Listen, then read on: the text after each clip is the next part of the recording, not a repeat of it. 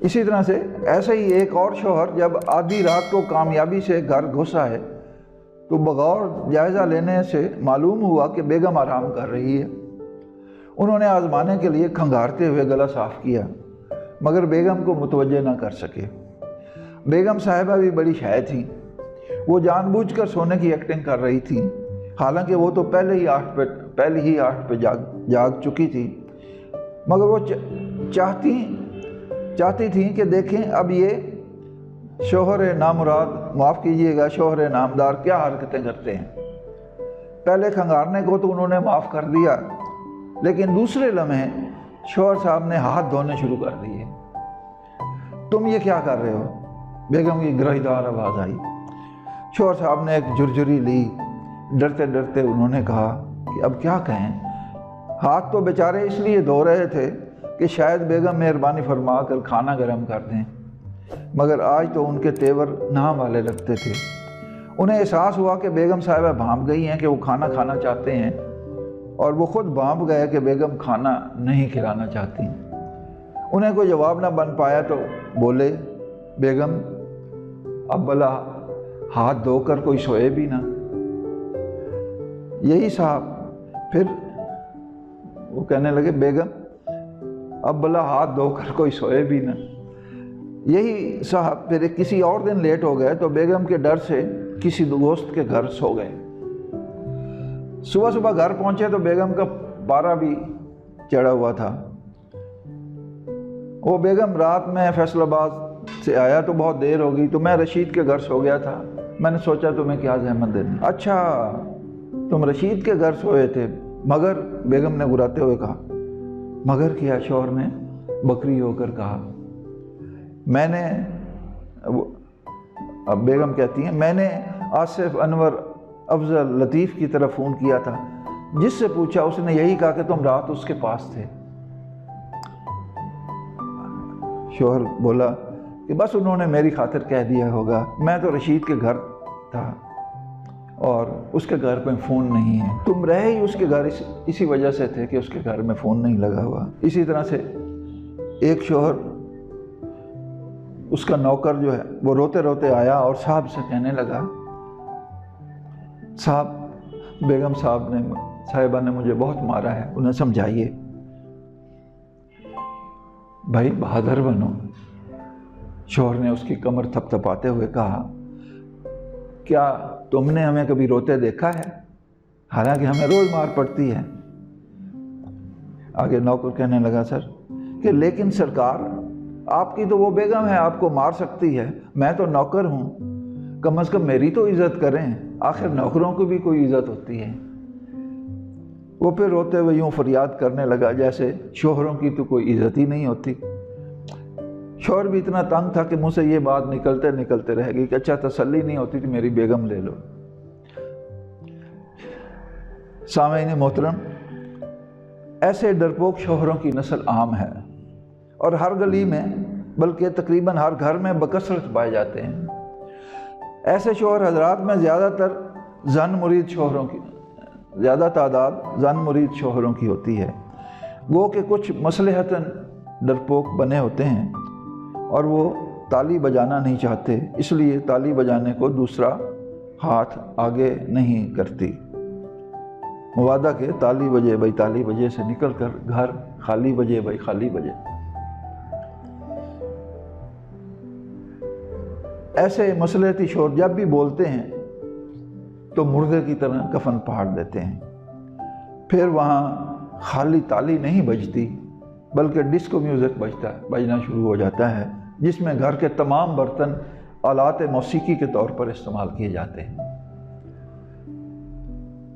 محترم سامعین، زن مرید شوہر بیچارے عورتوں کی طرح کام کرتے ہیں، صرف طبی طور پر وہ شوہر رہ جاتے ہیں جو کہ ان کی مجبوری ہوتی ہے، ورنہ ان کا دل تو یہ کرتا ہے کہ وہ سیکس تبدیل کروا کے بیگم بن جائیں اور بیگم اس عملے جراحی سے گزر کر شوہر بن جائے تو کیا خوب مزہ آئے۔ ایسے شوہر اپنی بیگمات سے ایسے شوہروں کو اپنی بیگمات سے اتنا پیار ہوتا ہے کہ بیگم کو بچہ ہونے والا ہو تو پورے 9 مہینے ان کے پیٹ میں وٹ پڑتے رہتے ہیں۔ दर्द बेगम को हो रही होती है और लौट पोट वो हुए जाते हैं। उनका बस नहीं चलता, मगर दिल बहुत करता है कि बेगम की जगह यही बच्चा जान दें ताकि उसे जहमत ना हो। ऐसे ही शोहरों को मुश्किलात में देखकर किसी माहिर बेहोशी को इतना तरस आया कि उसने एपिड्यूरल एनेस्थीसिया, कमर में लगने वाला बेहोशी का वो टीका याद कर लिया कि दर्द ज़ेह से छुटकारा मिल जाता है। मगर एक नफ्सियाती मसला ये खड़ा हो गया कि बग़ैर दर्द से पैदा होने वाले बच्चे के लिए, माँ के लिए वो मोहब्बत नहीं पैदा होती जो कि दर्द वाले के दिल में, जो दर्द वाली डिलीवरी है उससे गुज़रने वाली माँ के दिल में पैदा होती है। ये ऐसे ही है जो माएँ अपने बच्चों को अपना दूध पिलाने की बजाय खुश्क दूध पिलाती हैं, तो बच्चा माँ से ज़्यादा उस डब्बे से प्यार करता है जिसने उसे पला बढ़ाकर जवान किया होता है। नाज़रीन, ज़न मुरीद शोहर हज़रात की ज़िंदगी हर वक्त सूली पर लटकी रहती है। एक तो वो हमारे इस मुआशरे में रोटी कमाने के लिए दिन भर काम करते हैं, फिर घर आकर घर के कामों में उलझ जाते हैं, मगर उनके इस चाल चलन के बावजूद आप उनसे पूछें तो ऐसा करने में खासी लज्जत महसूस करते हैं। आप उन्हें ताना देंगे तो जवाब मिलेगा, देखें भाई, यहाँ हर शोहर ज़ान मुरीद होता है, कोई थोड़ा होता है, कोई ज़्यादा होता है। हम ज़रा ज़्यादा हैं तो क्या हुआ, असल में तो बात प्यार की है। जिन्हें बीवियों से प्यार नहीं होता, सिर्फ वही ज़ान मुरीद नहीं होते। यूँ वो अपने आप को अंजुमन ज़ान मुरीद शोहरा का रुकन बनाने के लिए कायल करना शुरू कर देते हैं। वो तो बाद में पता चलेगा कि उनकी इस अंजुमन की सरपरस्त उनकी अपनी ही बेगम है। घर जवाई शोहर हजरात ऐसी अंजुमनों के भाग के रुकन बनते हैं और बढ़ चढ़ कर तंजीम की फलाह के लिए दिन रात काम करते हैं। नाज़रीन, शोहर हजरात की दूसरी एक्सट्रीम ऐसे लोगों की है जो सुहाग रात को कमरे में दाखिल होने से पहले मर्दानगी साबित करना चाहते हैं। अंदर दाखिल होने पर वो एक आध दूध का गिलास भी ठोकर से उंडेल देते हैं ताकि माहौल में मज़ीद दहशत और वहशत पैदा हो। उन्हें कहीं से ये सबक मिला होता है कि अगर पहले ही दिन औरत पे रोब डाल लो तो सारी ज़िंदगी सुखी गुजरेगी। वैसे ऐसे ही ख़तरे के पेश नज़र दुल्हन की एक गहरी सहेली भी यही सबक देती है। अगर वो ऐसा सबक दे तो फिर माशाअल्लाह पहली ही रात से खूब इट खड़का शुरू हो जाता है और यूँ घर में हर वक्त ज़िंदगी के मुजस्सम आसार पाए जाते हैं और लोग पानीपत की लड़ाइयाँ भूल जाते हैं।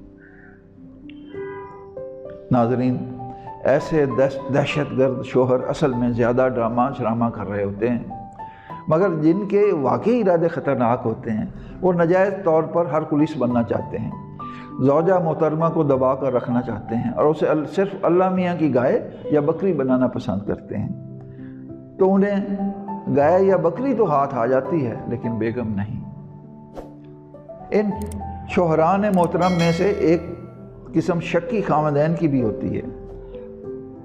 फिर के शक्की तो तबीयतन शक्की होते हैं, उनकी बेगम किसी दूसरे की तरफ कनखियों से भी देख ले तो मशकूक हो जाते हैं, मगर दूसरों की बेगमात को ताड़ना अपना हक़ अवलीन समझते हैं। शक्की खामदैन की दूसरी किस्म वो होती है जिनका अपना किरदार भी मशकूक होता है। ऐसे किरदार इसलिए काबिल रहम होते हैं कि वो अपने बच्चों की वल्दियत के बारे में भी मशकूक होते हैं। यूँ अपने असली और जायज़ बच्चों को भी वो प्यार नहीं दे सकते जिनके वो मुस्तहिक होते हैं। नाज़रीन, कई बेगमात को अपने साथ साथ जहेज़ का बड़ा मान होता है और शोहरों पर उसका रूप डालती रहती हैं। ऐसी एक खातून ने अपने शोहर पर मुकदमा कर दिया। जज ने पूछा, तुम्हारे शोहर का कसूर क्या है? जनाब ये मेरे जहेज़ का सारा सामान खा गया।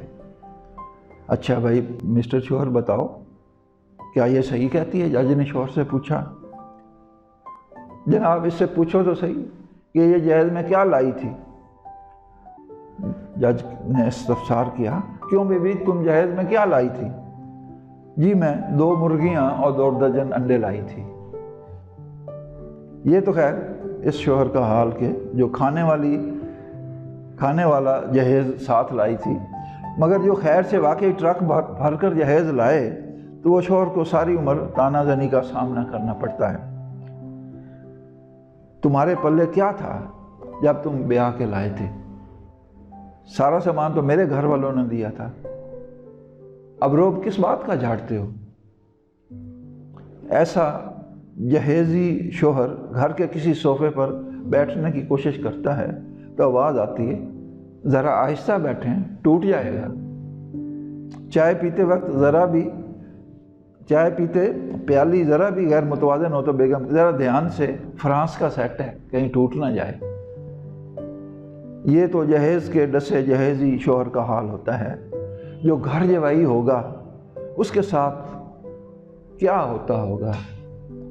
अल्लाह ताला उस पे अपनी रहमतें नाज़िल करे और उसे खुश व खुर्रम ज़िंदगी गुजारने और मर्द बनने की तौफ़ीक़ अता फ़रमाए। आमीन। सामीन, उम्मीद है आपको ये मज़मून पसंद आया होगा। इसे लाइक और शेयर ज़रूर कीजिएगा, और अगर हमारा चैनल, यूट्यूब चैनल जिसका टाइटल है डॉक्टर मोहसिन मिघाना, अभी तक आपने सब्सक्राइब नहीं किया तो आप ज़रूर कीजिएगा, ताकि इस तरह की दिलचस्प वीडियोस आपको मिलती रहें और आपका हमारा साथ रहे। खुश रहिए, आबाद रहिए। व अस्सलाम वालेकुम।